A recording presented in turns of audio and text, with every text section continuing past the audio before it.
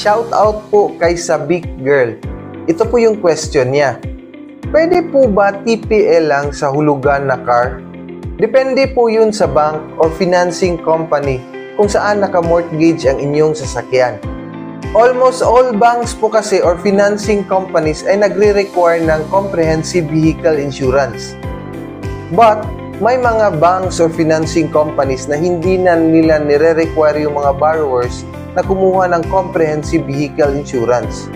Always ask the financing companies if need ba nila as additional requirements yung comprehensive vehicle insurance. May corresponding penalties po kasi ito kapag hindi kayo nag-follow sa mga terms and conditions na nakalagay sa mortgage agreement nyo. Pero bakit nga ba nire-require nila na kumuha kayo ng comprehensive vehicle insurance?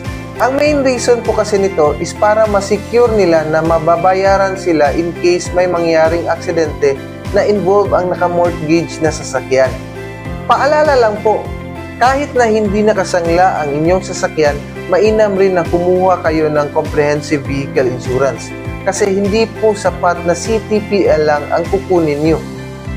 Ito'y para maprotektahan kayo sa anumang gasto sa pagre-repair ng inyong sasakyan o sasakyan ng third party at iwas na rin sa mga legal procedure in case maaksidente kayo gamit ang inyong sasakyan. Sabi nga nila, prevention is better than cure. So ingat po palagi at maraming salamat po. God bless!